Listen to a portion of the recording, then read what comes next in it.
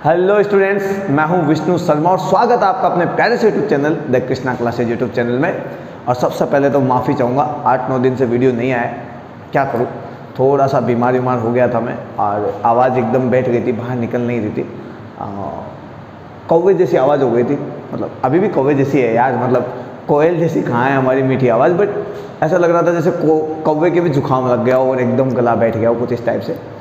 फिर 1-2 दिन पहले मैंने क्लास रिकॉर्ड भी की थी, लेकिन पता नहीं कुछ टेक्निकल इश्यू हो गया और वॉइस आई नहीं। पूरा वीडियो ऐसे लग रहा था जैसे मतलब सुनसान, एकदम खामोश, है ना, कोई आवाज़ नहीं, बस चल रही है पिक्चर, कोई साउंड नहीं था उसमें। इस वजह से थोड़ा सा माइंड बड़ा ख़राब हुआ, क्योंकि अच्छी क्लास मैंने वहाँ पर बनाई थी आपके लिए, रिकॉर्ड की थी, क्योंकि उसमें बहुत अच्छे इंपॉर्टेंट क्वेश्चंस थे और बहुत मेहनत करके मैंने उन सभी क्वेश्चंस को उठाया था, वहाँ से कॉन्सेप्ट उठाए थे मैंने। ठीक है, चलो कोई बात नहीं। आज की क्लास में हम बात करने वाले हैं हमारे सम्भव बेस 37 क्लास में फ्रिक्शन पार्ट 2 की। फ्रिक्शन टॉपिक इंपॉर्टेंट टॉपिक है, मोस्ट इंपॉर्टेंट टॉपिक है, क्योंकि एग्जाम पॉइंट ऑफ व्यू से देखा जाए तो अच्छे बड़े सवाल इसमें बनते हैं। साथ ही साथ ये टॉपिक आपका रोलिंग मोशन से लेके फ्लूइड्स आगे तक भी जाएगा, मतलब है ना, ग्रेविटेशन से लेके बहुत जगह फ्रिक्शन आपको मिलने वाला है। ठीक है, टेंशन वगैरह के जो सवाल होते हैं उनमें भी फ्रिक्शन आपको मिलने वाला है। ठीक है, इसलिए फ्रिक्शन के बारे में जानना जरूरी है। तो जो प्रीवियस क्लास थी उसमें हमने बात की फ्रिक्शन क्या होता है, हमने क्या समझा था और क्या निकल गया, क्या समझा था क्या निकल गया है, कुछ ऐसा ही है ना। आज तक हम कोचिंग वगैरह में 11th क्लास में, स्कूल वगैरह में हम नॉर्मली पढ़ते हैं फ्रिक्शन के बारे में कि जो मोशन के अपोजिट लगता है वही फ्रिक्शन होता है। बट बाद में जब हमने प्रीवियस क्लास में डिस्कस किया तो जाना कि एक स्टैटिक फ्रिक्शन होता है, काइनेटिक फ्रिक्शन होता है। ज़रूरी नहीं है कि हर एक फ्रिक्शन मोशन हो तभी लगे, जब मोशन नहीं होती तब भी फ्रिक्शन लगता है, उसे हम स्टैटिक फ्रिक्शन कहते हैं। वो सेल्फ एडजस्टिंग होता है। आज तक हमने स्टैटिक फ्रिक्शन के जितने भी फॉर्मूलाज यूज़ किए, एक्चुअली वो स्टैटिक फ्रिक्शन का फॉर्मूला नहीं, वो लिमिटिंग फ्रिक्शन का फॉर्मूला है। That is the maximum value, और we can say that it is the maximum self adjusting value, है ना। तो ये सब एक कॉम्प्लिकेशंस हम समझ नहीं पाते थे, क्लियर नहीं हो पाते थे, इस वजह से हमारा दिमाग थोड़ा सा घुमा हुआ रहता था।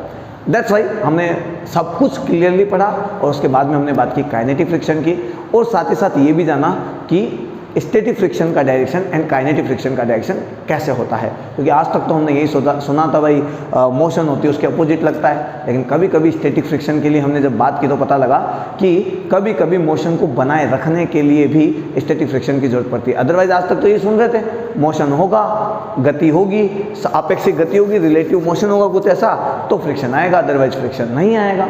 ठीक है, आज की क्लास में भी हम कुछ धमा चौकड़ी शानदार सा महातांडव जैसा कुछ करने वाले तो है नहीं, देखा जाए तो, क्योंकि इतने बड़े वर्ड्स मुझे आते नहीं है यार, सिंपल सी बात है। आज की क्लास में हम बात करेंगे मोस्ट इंपॉर्टेंट और बहुत ज़्यादा बार रिपीटेड टॉपिक्स की, क्वेश्चंस की, और साथ में मंत्रास की। Mantras are very special concept जो हमारे तरीके को, मेथड ऑफ सॉल्विंग न्यूमेरिकल्स को आसान बनाते हैं। इससे हमें न्यूमेरिकल आसान भी लगते हैं और हम चुटकियों में सवालों को सॉल्व भी कर देते हैं। बट उसके लिए आपको मेहनत करनी पड़ेगी, बार बार प्रैक्टिस करनी पड़ेगी, क्योंकि जब तक प्रैक्टिस नहीं होगी, जब तक तपस्या नहीं करोगे, आप मंत्रास को यूज़ नहीं कर सकते। सिंपल सी बात है। ठीक है, चलिए भाई, तो आज की क्लास में हम आगे की कहानी बात करते हैं। दस्तक यहाँ पर है, चलिए। तो हम जब आगे की बात करें तो सबसे पहले हम बात करेंगे ग्राफ की। ठीक है, क्योंकि हमने प्रीवियस क्लास में पढ़ा कि भाई ये एक ब्लॉक तो है, लेकिन इस ब्लॉक पे आप जब फोर्स लगाए जा रहे हो, आपने लगाया 10 न्यूटन, तो इस ब्लॉक के ऊपर फ्रिक्शन फोर्स भी लगा 10 न्यूटन। स्टैटिक फ्रिक्शन जिसे कह सकते हैं अपन, ब्लॉक के ऊपर इस ग्राउंड ने लगाया, सरफेस ने लगाया। ठीक है, फिर आपने इसको कर दिया 20 न्यूटन, ग्राउंड ने भी अपना वैल्यू बढ़ा दिया और 20 न्यूटन इस बॉक्स के ऊपर फ्रिक्शन फोर्स लगा दिया, ताकि आपके बैलेंस को, ये आपके जो फोर्स लगाया आपने उसको ये बैलेंस कर सके। आपने 10 न्यूटन लगाया, इस सरफेस ने 10 न्यूटन पीछे की ओर लगा दिया ताकि ब्लॉक यहाँ से हिले ना, क्योंकि जिस पॉइंट पर ये टच हो रहे हैं उन दोनों पॉइंट्स के बीच में रिलेटिव मोशन नहीं चाहता, ये दोनों मिलके रिलेटिव मोशन नहीं चाहते, क्योंकि इनके बीच में बन गए कोल्ड वेल ऐसे आते हैं ना, है ना। दोनों मोलिकुलर फोर्स, एक अट्रैक्शन जैसा मोलिकुलर फोर्स का जो होता है, सिंपल सा मैं क्या बोले जा रहा हूँ, ये मैं कहना चाह रहा हूँ कि इसके मोलिक्यूल्स और इसके मोलिक्यूल्स के बीच में एक अट्रैक्शन फोर्स बन गया है, एक बॉन्ड बन गया, ऐसे एक जंजीर जैसा एक। ठीक है, तो ये दोनों एक दूसरे से दूर नहीं जाना चाह रहे। अगर मेरी बात सुने तो ये नहीं चाहते कि जिस पॉइंट पर ये आपस में कांटेक्ट है, उस पॉइंट ऑफ कांटेक्ट का, है ना, रिलेटिव मोशन हो। ठीक है, रिलेटिव मोशन नहीं चाहिए, दोनों साथ साथ रहना चाहते हैं, तभी तो स्टैटिक फ्रिक्शन रहेगा, क्योंकि स्टैटिक फ्रिक्शन का मतलब क्या होता है, हम साथ साथ रहेंगे। ठीक है, चलिए भाई आगे बात करते हैं। फिर आपने 30 न्यूटन लगाया तो इस सरफेस ने इसके ऊपर फिर 30 न्यूटन भी लगा दिया।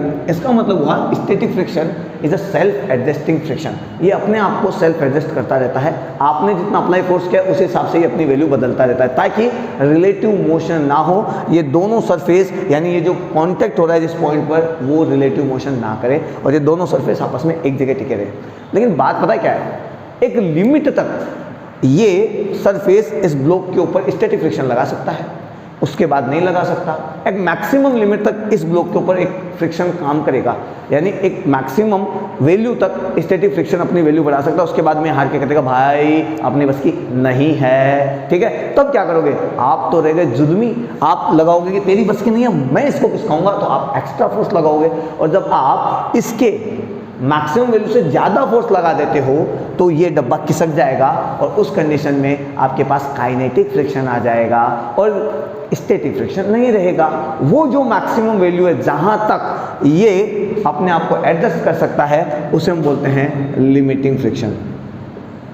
लिमिटिंग फ्रिक्शन, लिमिटिंग फ्रिक्शन यानी सीमांत घर्षण बल। और स्टैटिक फ्रिक्शन का कोई फॉर्मूला नहीं होता, फॉर्मूला होता है सीमांत घर्षण बल का, लिमिटिंग फ्रिक्शन का, और लिमिटिंग फ्रिक्शन का फॉर्मूला होता है mu S N, N for normal, N for normal. ठीक है, आइए बात समझ गई हमने, प्रीवियस क्लास में भी हमने बात की। आज हम बात करते हैं ये जो हमने अप्लाई फोर्स, हमने फोर्स जो अप्लाइड किया है और ये जो फ्रिक्शन फोर्स है, इसके बीच का क्या रिलेशन है। ठीक है, तो यदि मैं ग्राफ से बात करूं तो देखिए यहाँ पर मैं लिख देता हूँ अप्लाइड फोर्स, और यहाँ पे लिख देता हूँ मैं फ्रिक्शन फोर्स। ठीक है, आपने लगाया तो अप्लाइड फोर्स, फ्रिक्शन फोर्स यानी घर्षण बल, घर्षण बल। अब देखिए भाई होता क्या है, जब यहाँ पे मैं पॉइंट लिख देता हूँ O, ठीक है, सेंटर पॉइंट बोल लो। जब हम फोर्स अप्लाई करते हैं इनिशियली 10 न्यूटन, 20 न्यूटन, 30 न्यूटन मैंने इसके ऊपर लगाना चालू किया, इस डब्बे के ऊपर भी फ्रिक्शन फोर्स लग रहा था और तब तक लगता रहा जब तक कि ये अपनी मैक्सिमम वैल्यू तक नहीं पहुंच गया। मान लो इसने 40 न्यूटन तक लगा सकता है, ये तो मैंने भी 40 न्यूटन ही लगाया, अभी भी डब्बा नहीं हिलेगा, और उस कंडीशन में जो ग्राफ आएगा वो ऑलमोस्ट स्ट्रेट लाइन आएगा। ठीक है, अब इसके बाद में ये जो इस डब्बे पर जो फ्रिक्शन फोर्स लग रहा है वो अपनी मैक्सिमम वैल्यू पर पहुंच गया है। अब उसके बाद में वो अपनी वैल्यू को नहीं बढ़ा सकता, यानी अब उसके बाद में रिलेटिव मोशन होने से वो रोक नहीं सकता। अब हो सकती है रिलेटिव मोशन की जितनी बस की थी उसने आपका अपोज कर लिया, अरे भाई तू 10 लगा रहा है रुक, मैं भी 10 लगाऊंगा, फिर तू 20 लगा रहा है रुक, लाइट चली गई, आने दो लाइट।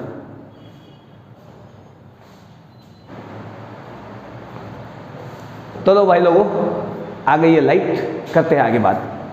तो हम बात कर रहे थे कि जब तक अप्लाइड फोर्स आएगा, जैसे जैसे अप्लाइड फोर्स की वैल्यू बढ़ेगी, ब्लॉक के ऊपर फ्रिक्शन फोर्स भी धीरे धीरे बढ़ने लगेगा। एक लिमिट तक अप्लाइड फोर्स का वो अपोज करेगा और इस वजह से ये ब्लॉक यहाँ से नहीं हिलेगा।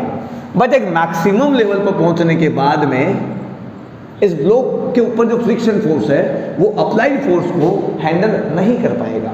ठीक है, और जब आप अप्लाइड फोर्स बढ़ा देते हैं, जैसे मैंने माना कि ये मैक्सिमम 40 न्यूटन तक इसके ऊपर फ्रिक्शन फोर्स लग सकता है, आपने लगा दिया 50 न्यूटन, तो आपका फोर्स यानी अप्लाइड फोर्स अब ज़्यादा हो गया है और अब ये ब्लॉक के ऊपर स्टैटिक फ्रिक्शन की मैक्सिमम वैल्यू से ज़्यादा फोर्स अप्लाई हो गया है। इसकी वजह से ये ब्लॉक स्टैटिक कंडीशन में नहीं रहेगा, काइनेटिक कंडीशन में आएगा। उसके लिए ब्लॉक को यहाँ से हिलना पड़ेगा, यानी ब्लॉक खुद हिल जाएगा क्योंकि इसके ऊपर जो अप्लाइड फोर्स है वो इसे हिला देगा। सिंपल सी बात है, और उस कंडीशन में काइनेटिक फ्रिक्शन आएगा। तो जब आप ग्राफ खींचते हैं तो एक स्ट्रेट लाइन सा ग्राफ आता है और इस मैक्सिमम वैल्यू को हम बोलते हैं लिमिटिंग फ्रिक्शन, सीमांत घर्षण, जिसका फॉर्मूला होता है म्यू एस एन। ये कोएफिशिएंट ऑफ स्टैटिक फ्रिक्शन है। ठीक है, ये पूरा जो रेंज है यहाँ से यहाँ तक जो रेंज है वो कहलाता है तुम्हारा स्टैटिक फ्रिक्शन। क्या कहलाता है? Static friction. ठीक है, उसके बाद में एक बार डब्बा हिला, उसके बाद में आपको अप्लाइड फोर्स तो आप बढ़ाओ या ना बढ़ाओ, ये जो फ्रिक्शन फोर्स है वो कम हो जाएगा, उतना नहीं रहेगा। आपने कभी देखा होगा कि गाड़ी खड़ी है, बस खड़ी और हम धक्का दे रहे, नहीं हिलती, फिर हम और धक्का दे रहे, नहीं हिलती, लेकिन एक बार उसको जरा सा हिलाना स्टार्ट किया, फिर थोड़ा हम आगे पीछे जोर लगा के ऐसा करते रहते हैं और उसके बाद में गाड़ी को आराम से धक्का दे के ले जाते हैं। क्यों? केवल लिमिटेड फ्रिक्शन तक, उसके ऊपर मैक्सिमम फ्रिक्शन लगता है। एक बार वो काइनेटिक कंडीशन में आ गई, यानी मोशन कंडीशन में आ गई, एक बार बस हिल गई, तो हिलते ही उसके ऊपर लगने वाला फ्रिक्शन की वैल्यू कम हो जाती है और अब कम अप्लाइड फोर्स में भी वो हिलना चालू हो जाती है। तो ग्राफ आपका थोड़ा सा से नीचे आएगा और फिर अप्रोक्सीमेटली कांस्टेंट हो जाएगा, यानी ऐसे गिरता हुआ ग्राफ टाइप। तो इसको हम बोलेंगे काइनेटिक फ्रिक्शन, और काइनेटिक फ्रिक्शन इज इक्वल होता है म्यू के एन। ये कोफिशिएंट ऑफ काइनेटिक फ्रिक्शन है, इसके बारे में हम बात कर चुके हैं। अब यहाँ से हम कुछ बातें निकालते हैं। पहली चीज, लिमिटिंग फ्रिक्शन की वैल्यू यानी स्टैटिक फ्रिक्शन की जो मैक्सिमम वैल्यू है, लिमिटिंग फ्रिक्शन की वैल्यू काइनेटिक फ्रिक्शन से हमेशा ज़्यादा होती है। पहली चीज यहाँ से सवाल पूछा जाएगा आपसे, limiting friction is greater than kinetic friction, यानी mu S n is greater than mu k n. Greater than और इक्वल टू कह सकते हो आप इसे, ठीक है। एन से यदि मैं एन उड़ा दूं तो मैं लिखूंगा mu S is greater than और इक्वल टू म्यू के, यानी कोफिशिएंट ऑफ स्टैटिक फ्रिक्शन की value coefficient of kinetic friction से ज्यादा आने वाली है या बराबर आने वाली है ना। तो ये क्या कहलाएगा आपका coefficient of static friction is greater than or equal to coefficient of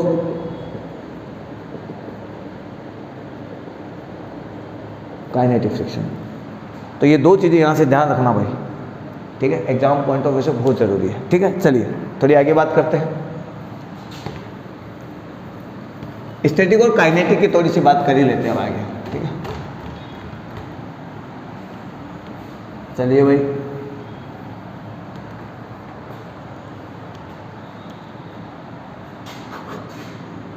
लीजिए, ये एक डब्बा है आपके पास में, ये एक ब्लॉक है, ठीक है।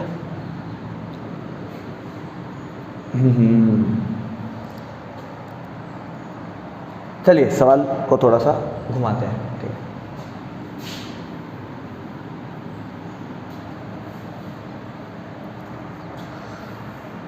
पहले पानी पी ले।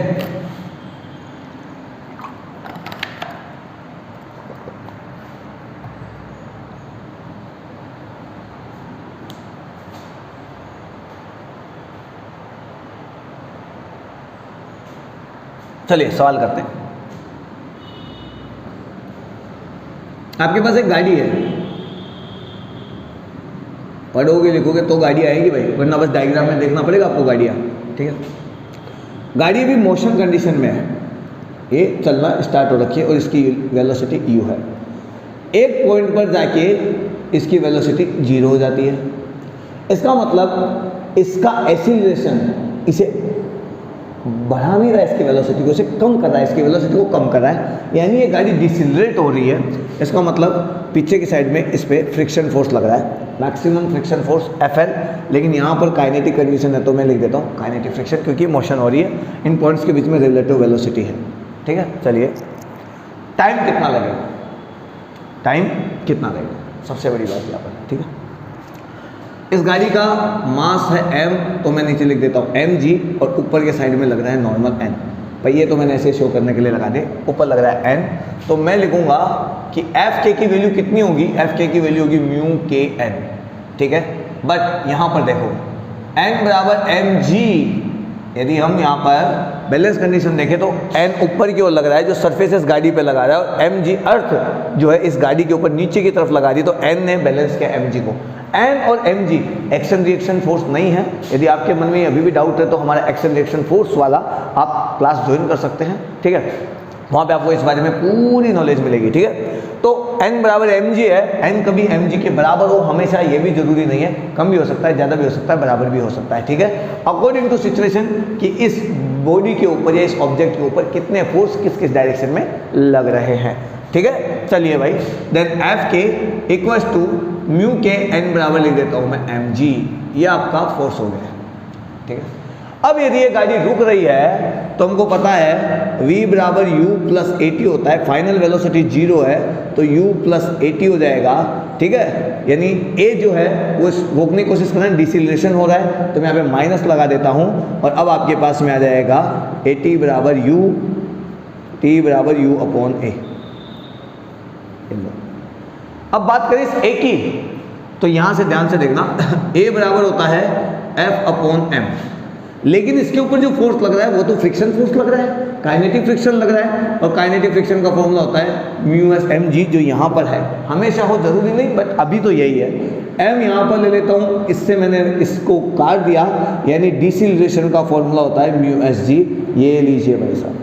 यदि किसी बॉडी के ऊपर, किसी ऑब्जेक्ट के ऊपर केवल एक फ्रिक्शन फोर्स लग रहा होगा तो उसकी वैल्यू होगी म्यू एस जी। मैंने गलत लिखा है, म्यू एस नहीं म्यू के होगा क्योंकि काइनेटिक फ्रिक्शन है, ठीक है। चलिए यहाँ पर आते हैं फिर, तो time is equal to u upon a की जगह मैं लिखूंगा म्यू के जी।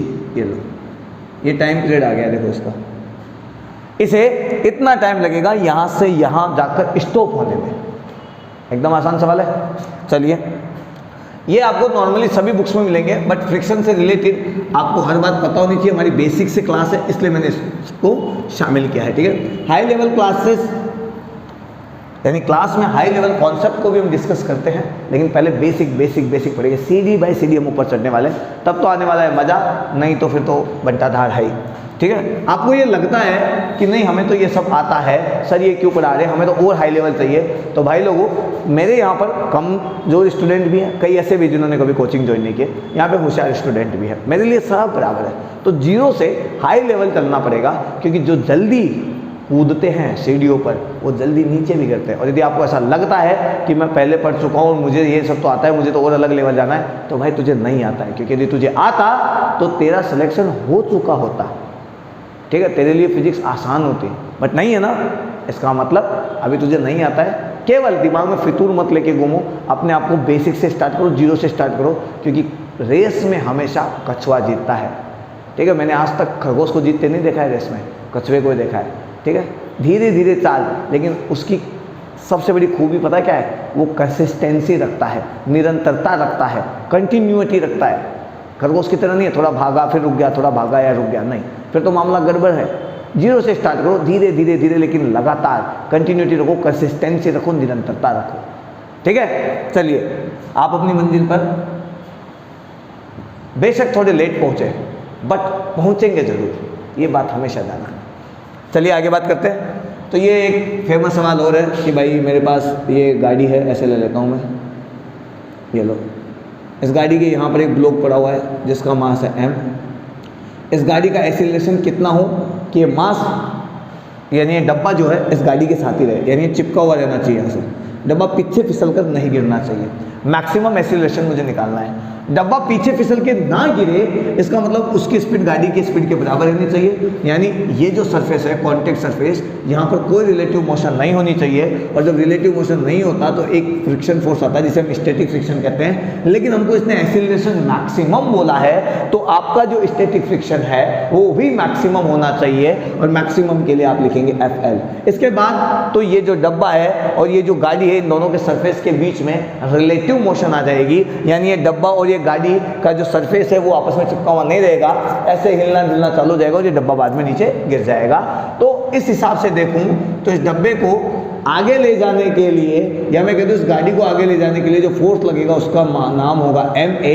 ये डब्बा इस गाड़ी से चिपक के चलना चाहिए, तो इस गाड़ी का जो एक्सीलरेशन होगा वही इस डब्बे का एक्सीलरेशन होगा, यानी जो इस डब्बे को इस गाड़ी के बराबर एक्सीलरेशन से भगा सके वो वाला फोर्स, जिसे हम स्टैटिक फ्रिक्शन भी बोलेंगे, जो कि आगे की ओर लगेगा, वो होगा बराबर में MA, ठीक है। अब मैं कह दूं कि इसके नीचे लगा mg और इधर लग गया नॉर्मल फोर्स, ये बात तो हम पहले पढ़ चुके हैं, तो यहाँ पर लिखूंगा मैं mu S N equals to MA, और यहाँ पे लिखूंगा म्यू एस एन को मैं लिख सकता हूँ mg के बराबर, क्योंकि बैलेंसिंग कंडीशन में n ही mg को बैलेंस करेगा, और यहाँ पर आएगा MA, m से m कट जाएगा और एक्सीलरेशन इज इक्वल टू आ जाएगा म्यू एस सी। ये लीजिए, काम खत्म, बड़ा आसान सा सवाल। कॉन्सेप्ट क्लियर रहेंगे तो आप फटाक से सवाल कर पाएंगे। ठीक है, बेसिक सवालों को आप जैसे जैसे करेंगे वैसे वैसे हाई लेवल हम सवालों पे पहुंचेंगे। 2 block system, 3 block system, maximum force, ये सब हम पढ़ने वाले हैं, लेकिन थोड़ा तो वक्त देना ही पड़ेगा ना उसके लिए भाई लोगों। ठीक है, चलिए एक और सवाल करते हैं जो कि आपको अधिकतर बुक्स वगैरह में मिलेगा, इस टाइप का सवाल। ये डब्बा है और इसके ऊपर ये डब्बा मैंने ऐसे लगा रखा है एम, ऐसा जैसे ये दीवार है और इसके ऊपर मैंने ये बोतल ऐसे लगा दिया, ऐसे ऐसे ऐसे। मैं यदि मैं इसको ढीला छोड़ता हूँ तो ये बोतल नीचे गिरेगी, ऐसे ढीला छोड़ते बोतल नीचे गिरेगी। अरे भाई ऐसे पकड़ के रखूँगा, मैंने थोड़ा सा ढीला पकड़ छोड़ी, बोतल नीचे गिरी, ऐसे गिरेगी। मैं इस बोतल के ऊपर कितना फोर्स अप्लाई करूँ कि ये बोतल यहीं पर चिपके रहे, मुझे ये पता करना है। ठीक है, तो वैसे ही इस डब्बे के ऊपर कितना फोर्स अप्लाई किया जाए कि इस दीवार से डब्बा चिपका हो रहे, गिरे ना। ठीक है, तो ध्यान से देखना, हम इधर से फोर्स लगाएंगे जो कि होगा अप्लाइड फोर्स, ये सरफेस इधर से फोर्स लगाएगा जिसे हम बोलेंगे नॉर्मल। सीधी सी बात है। इस डब्बे पे नीचे की ओर लगेगा mg, और जब mg से नीचे की ओर खींचने की कोशिश करेगा, चूंकि ये रुकना चाहिए यहाँ पर, यानी इसका जो ये कॉन्टेक्ट पॉइंट्स है उनके बीच में रिलेटिव वेलोसिटी नहीं होनी चाहिए, यानी इसके इधर फोर्स लगेगा Fl, स्टैटिक फ्रिक्शन, जो कि इसे इसके साथ चिपका के रखना चाहेगा। काइनेटिक फ्रिक्शन तब लगता है जब ये डब्बा फिसलने लग जाता, लेकिन हमारी कंडीशन यह है कि डब्बा नहीं फिसलना चाहिए, और उस कंडीशन में F applied equal to N होगा और mg इक्वल टू Fl होगा। अरे mg इक्वल टू Fl होगा, सीधी सी बात है। mg Fl को हम लिख सकते हैं mu S N, mg mu S N को हम क्या लिख सकते हैं, n को हम F अप्लाई लिख सकते हैं। चलो, मुझे चाहिए मिनिमम फोर्स कितना अप्लाइड करूं, मिनिमम फोर्स कितना अप्लाइड करूं। देखो mg के बराबर मैंने लिख दिया म्यू एस एन और हो गया। ठीक है, हमेशा n बराबर mg हो, ये जरूरी नहीं है। देखो यहाँ पर n बराबर F अप्लाइड है, मुझे वो मिनिमम फोर्स बताना है कि कितना अप्लाइड करूँ, तो वो हो जाएगा mg divide by mu S. ये लो, mg divide by mu S, F applied equal to n, mg बराबर Fl, mg बराबर Fl, Fl को म्यू एस n लिख सकते हैं, mg लिख सकते हैं, n की जगह मैं लिखूंगा F अप्लाइड। ठीक है, ये लो कंप्लीट। इतना फोर्स मुझे लगाना पड़ेगा ताकि ये डब्बा यहाँ पर चिपका हुआ जाए। समझ गए? चलिए कुछ और नई बातें करते हैं, कुछ टॉपिक्स को हम कवर कर लेते हैं, उसके बाद में हम हाई लेवल क्वेश्चंस करने वाले हैं। ठीक है, चलिए आज हम बात करेंगे एंगल ऑफ फ्रिक्शन, घर्षण कोण। बहुत सारे बच्चे इसमें कंफ्यूज हो जाते हैं। एंगल ऑफ रिपोज यानी विराम कोण और घर्षण कोण, दोनों में क्या फर्क है, ध्यान से देखते चलो। ये डब्बा है आपके पास में, ठीक है, इस डब्बे के ऊपर नीचे के साइड पे फोर्स लगा mg, ऊपर के साइड पे फोर्स लगा n। ये n यहाँ पर कांटेक्ट फोर्स है। अरे भाई, दो सरफेस जब आपस में कांटेक्ट में आते हैं तभी तो नॉर्मल फोर्स आता है। ठीक है, ये डब्बा इस सरफेस के कांटेक्ट में नहीं आता तो नॉर्मल फोर्स भी नहीं आता। ठीक है, और इस डब्बे के ऊपर एक F फोर्स अप्लाई किया गया है। हमने एक F फोर्स अप्लाई किया। जैसे ही हमने F फोर्स अप्लाई किया, ये डब्बा हाथों हाथ नहीं हिलेगा, क्योंकि हो सकता है स्टैटिक फ्रिक्शन की वैल्यू ज़्यादा हो, यानी लिमिटिंग फ्रिक्शन से हमने कम फोर्स लगाया, यानी डब्बे के ऊपर मैक्सिमम फोर्स या कॉन्टैक्ट फोर्स जो लगेगा वो यहाँ पर लिमिटिंग फ्रिक्शन भी लगेगा। इन दोनों, ये भी कॉन्टैक्ट फोर्स है, ये भी कॉन्टैक्ट फोर्स है, दोनों तब पैदा हुए जब ये डब्बा इस सरफेस के साथ में कॉन्टैक्ट में आया। अब जरा ध्यान से देखो, यदि ये दोनों कॉन्टैक्ट सरफेस का जो रिजल्टेंट है वो कहीं यहाँ पर आएगा, F नेट, ये अप्लाइड फोर्स है, ये अलग है, F नेट। इन दोनों का कॉन्टैक्ट, ये दोनों जो कॉन्टैक्ट फोर्स है उनका जो रिजल्टेंट है, परिणामी है, वो कहीं यहाँ आएगा और वो एंगल बनाएगा यहाँ पर थीटा। ठीक है, तो घर्षण कोण किसे कहते हैं, angle made by net contact force with normal force. Normal force के साथ में नेट कॉन्टैक्ट फोर्स जो एंगल बनाता है उसे घर्षण कोण कहते हैं हम। उसे क्या कहते हैं? घर्षण कोण कहते हैं। आगे मेरी बात समझ में? कांटेक्ट में नहीं है, एंगल नहीं है, कांटेक्ट फोर्स आएगा ही नहीं आपके पास। कांटेक्ट फोर्स नहीं आएगा, मामला वैसे गड़बड़ है आपका, ठीक है? क्लियर है? घर्षण बल तभी आएगा जब आपस में सरफेस कांटेक्ट में रहेंगे, तभी नॉर्मल फोर्स आएगा और दोनों का रिजल्टेंट एफ नेट होगा जो कि नॉर्मल के साथ थीटा एंगल बनाएगा, ठीक है? इसको हम एंगल ऑफ फ्रिक्शन कहेंगे। और उस कंडीशन में हम थोड़ा ध्यान से देखें तो इधर एफ एल ले लूँ तो मैं कहूँगा tan theta equals to F L upon N, perpendicular upon base, ठीक है? टेन थीटा, एफ एल की वैल्यू हमेशा म्यू एस एन होती है, नीचे भी एन है, एन से एन कर जाएगा, and then we can say that tan theta equals to mu S. ये लो, एकदम आसान सा है, कहीं कोई दिक्कत ही नहीं, कहीं कोई प्रॉब्लम ही नहीं, एकदम मस्त सा, समझ गए? चलिए, क्लियर है? एक सवाल कराए, चलो।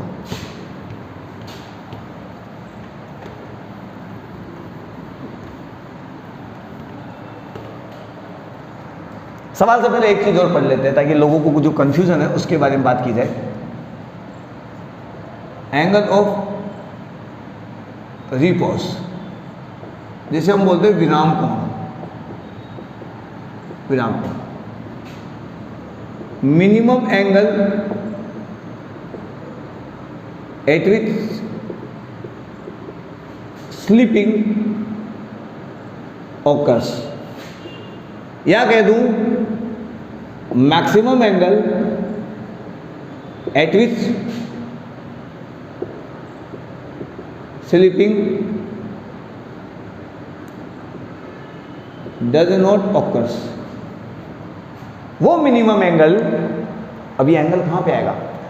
दो प्लेन्स के बीच में, वो मिनिमम एंगल जहां पर ऑब्जेक्ट स्लिप करना स्टार्ट हो जाए, या वो मैक्सिमम एंगल जहां तक स्लिप ना हो, ठीक है? तो मान लो एक प्लेन मेरे पास ये है, एक प्लेन मेरे पास ये है, डब्बा मेरा यहाँ रखा हुआ है, इसने बना दिया एंगल थीटा। अब मान लो मैं इसका छोटे छोटे डायग्राम बना देता हूँ। पहले ये ऐसा सरफेस था, डब्बा मैंने यहाँ पे रखा था, इससे पहले सरफेस थोड़ा सा ऐसे था, फिर मैंने सरफेस को थोड़ा सा बढ़ा दिया और ये बना दिया। इस कंडीशन में भी डब्बा आगे नहीं किसका, थोड़ा बढ़ाया तो भी डब्बा आगे नहीं किसका, थोड़ा और बढ़ाया तो भी डब्बा आगे नहीं किसका। तीनों कंडीशन में डब्बा आगे नहीं किसका, यानी अभी हमारे पास ये जो एंगल यहाँ पर बन रहा है वो मैक्सिमम एंगल नहीं है। किसी एक एंगल ऐसा आएगा जहाँ पर जाते स्लीपिंग होना चालू हो जाएगी, उस एंगल तक स्लीपिंग नहीं होगी, इसलिए उसे मिनिमम एंगल बोलेंगे।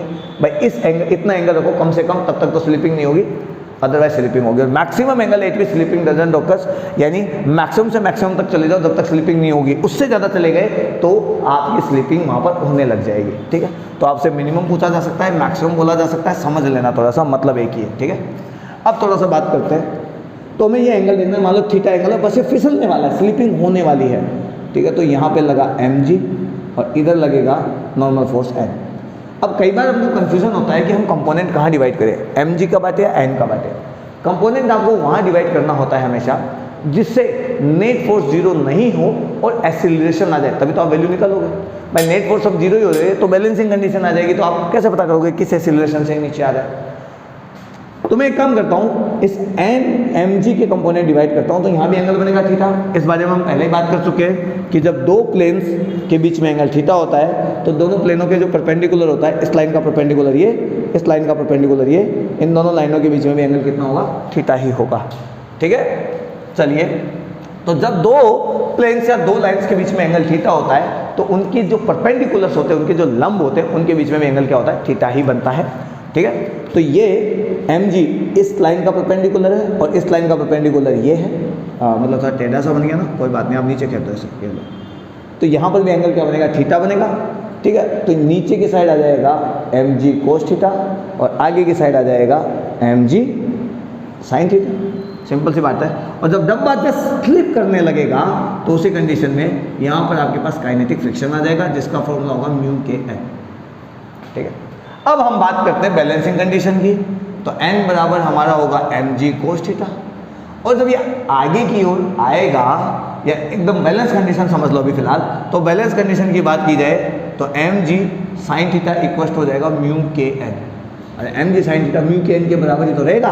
बैलेंसिंग कंडीशन तो ये कहती है इन इक्विलिब्रियम।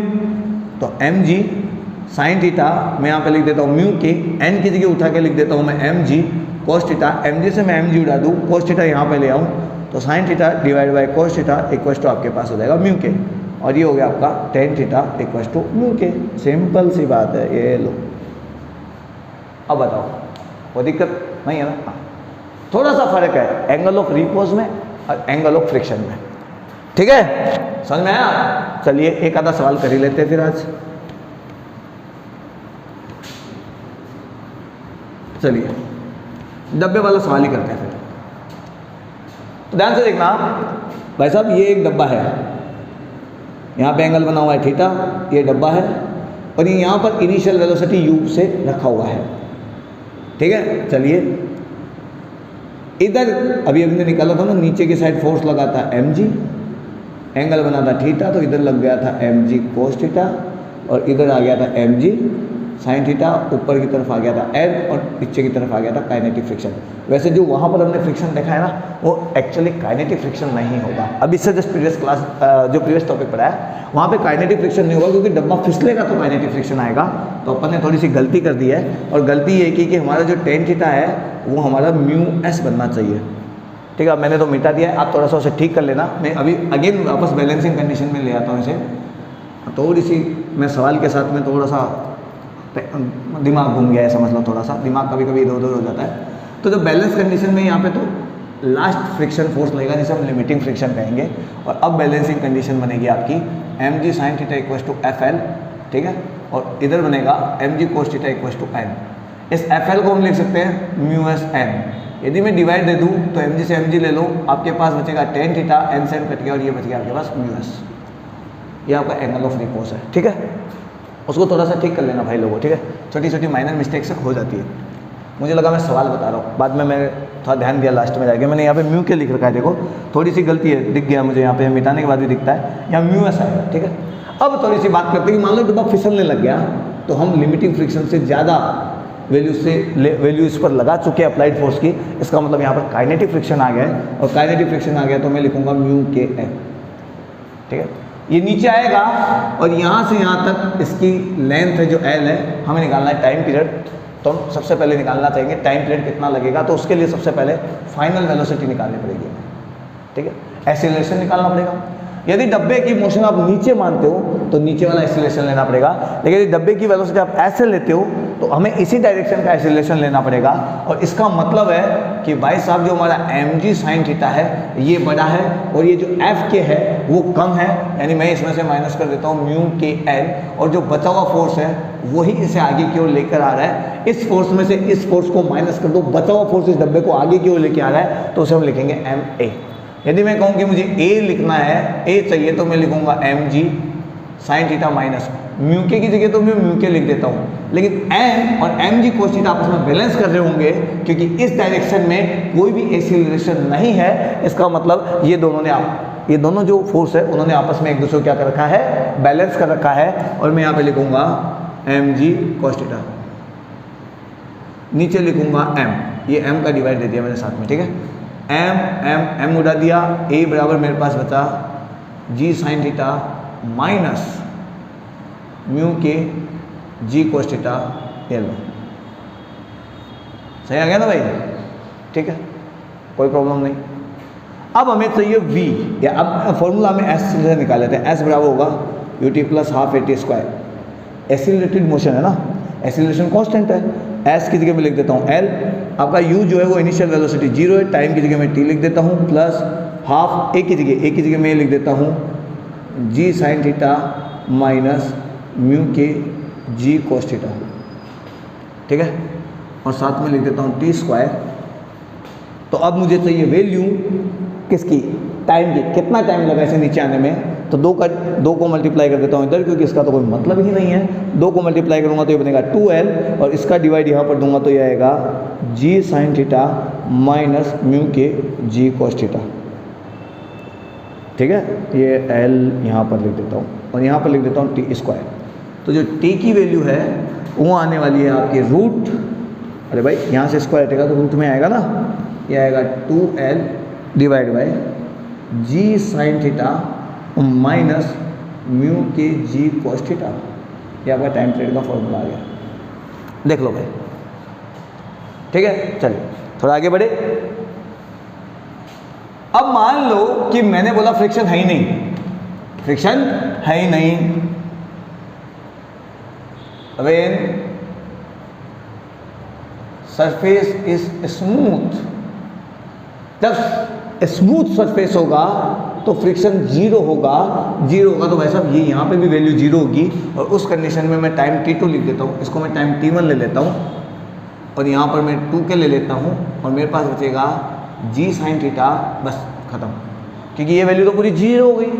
अरे भाई फ्रिक्शन होगा ही नहीं तो ये कोएफिशिएंट ऑफ फ्रिक्शन भी नहीं होगा, और जब फ्रिक्शन है ही नहीं तो फ्रिक्शन की टर्म्स यहाँ से खत्म हो जाएगी, केवल ये बचेगी।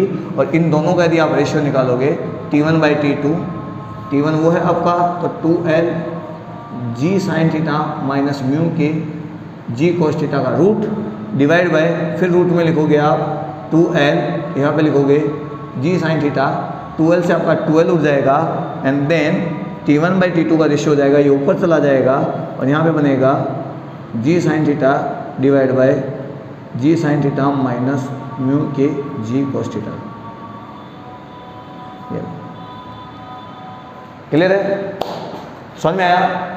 चलिए ठीक है, ये डायरेक्टली पूछे गए सवाल है इसलिए थोड़ा सा ध्यान रखना। एक सवाल और करते हैं भाई, जब इतने ही पहुंच गए तो एक सवाल और करते हैं, ठीक है। हमसे पूछा जाता है ढेरी के बारे में, भाई कितनी ऊंची तक ढेरी लगा सकते हैं? ढेरी समझते हो ना, वो मिट्टी के टीले नहीं लगते? अब भाई मैं तो राजस्थान से हूँ तो मुझे तो पता ही है मिट्टी के टीले लगते हैं। अब हमारे यहाँ तो खेल खेल में भी मिट्टी के घर बनाना होता है, तो जब मिट्टी को इकट्ठा कर रहे होते हैं, ढेरी लगा रहे होते हैं, ढेरी लगा रहे होते हैं, तो एक लिमिट तक हम ढेरी लगा पाते हैं। उसके बाद यदि हम ऊपर रखते हैं वो ढेरी का नीचे फिसलना चालू हो जाती है, मिट्टी नीचे फिसलना चालू हो जाती है, बट उसकी हाइट नहीं बढ़ती, वो ऐसे नीचे बढ़ती रहती है। आप और मिट्टी डालो और बढ़ेगी, लेकिन कभी भी हाइट नहीं बढ़ेगी। तो वो हाइट मैक्सिमम कितनी होगी? ठीक है, तो देखो मान लो आपने मिट्टी का एक ढेर लगा लिया, यहाँ पे ये लगा लिया, यहाँ से यहाँ तक रेडियस है r, और हाइट यहाँ से यहाँ तक है h, ये इसकी मैक्सिमम रेडियस है। ठीक है, अब ध्यान से देखना, अब ये मैक्सिमम हाइट कितनी हो, रेडियस तो मैक्सिमम ले ली, बढ़नी नहीं चाहिए। अब मैक्सिमम हाइट कितनी होगी, मैं और मिट्टी डालता जाऊँ, ये बढ़ती जाए, एक कंडीशन के बाद में इस ढेरी की हाइट बढ़ना बंद हो जाएगी, और उस कंडीशन में मैं लिखूंगा tan theta equal to μs, जो कि मुझे पता है, जो कि मुझे पता है। अरे भाई ये फिसलना नहीं चाहिए, यहाँ से जब फिसलने नहीं चाहिए तो tan थीटा इक्वल टू क्या होगा, μs होगा। ध्यान से देखना, ये थीटा मैंने बना दिया यहाँ पर, उसके बाद थीटा जरा सा ही बढ़ गया, ढेरी की मतलब ये यहाँ से हाइट जैसे बढ़ेगी एंगल बढ़ेगा, और ये नीचे की ओर आना चालू हो जाएगा, स्लीपिंग चालू हो जाएगी। तो मैं यहाँ पे लिख सकता हूँ ना tan theta equal to μs, maximum angle जहाँ तक स्लीपिंग नहीं होती है। ठीक है, लेकिन यहाँ से डायग्राम से देखूँ तो tan थीटा बराबर तो मेरे पास बचा हुआ है h/r, परपेंडिकुलर अपॉन बेस, और अब मैं μs, क्योंकि tan theta equal to μs है, मैं लिख सकता हूँ h/r, और h बराबर हो जाएगा r μs। कहानी खत्म। ठीक है, यहाँ से भी सवाल निकलते हैं। ठीक है, चलिए भाई, तो इस टाइप के सवालों की बात कर ली हमने। ये बेसिक सवाल से जो कि एयरफोर्स नेवी में भी आते हैं, सिंपली IIT मेंस में भी इनसे रिलेटेड सवाल आ सकते हैं। कहानी है थोड़े से हाई लेवल की, जहाँ पर आएगा 2 ब्लॉक सिस्टम, मैक्सिमम फोर्स, जहाँ तक 2 ब्लॉक एक साथ रह सकते हैं। ठीक है, इन सब चीज़ों के बारे में डिस्कस करना है। 3 ब्लॉक सिस्टम, तो ये चीज़ें हम नेक्स्ट क्लास में पढ़ने वाले हैं, क्योंकि ये हाई लेवल चीज़ें और ज़्यादातर सवाल वहाँ से आते हैं भाई। ठीक है, इस बार भी नीट में भी उठा के देख लो, IIT मेंस के पेपर में उठा के देख लो, 2 ब्लॉक सिस्टम के सवाल आपको जरूर मिलेंगे। तो 2 ब्लॉक सिस्टम से रिलेटेड सवाल, 3 ब्लॉक सिस्टम से रिलेटेड सवाल, और किस लेवल तक सवाल बन सकते हैं, साथ ही साथ में 2-4 नए मेथड यानी मंत्र आज हम पढ़ने वाले हैं नेक्स्ट क्लास में। आज की क्लास आपको पसंद आई है, आपको रेगुलर क्लासेस मिलती रहेगी, चिंता मत करिए। आपकी क्लास यदि है ना, आपकी क्लास कभी रुकने वाली नहीं है। तो आज की क्लास यदि आपको पसंद आई है, मजा आया, बेसिक आपके क्लियर हो गए, यदि आपको पहले से आता है तो रिकॉल आपने कर लिया है, लेवल आपको अच्छा लगा है, मजा है, तो आप लाइक शेयर सब्सक्राइब मत करना, कोई दिक्कत नहीं है, लेकिन एक कमेंट जरूर कर देना, क्योंकि आपके कमेंट का बेसब्री से इंतजार रहता है। ठीक है, तो मिलते हैं नेक्स्ट क्लास में हाई लेवल क्वेश्चंस के साथ में, हमेशा रिपीटेड होने वाले क्वेश्चंस के साथ में। दीजिए आज्ञा, जब तक के लिए जय हिंद, जय भारत।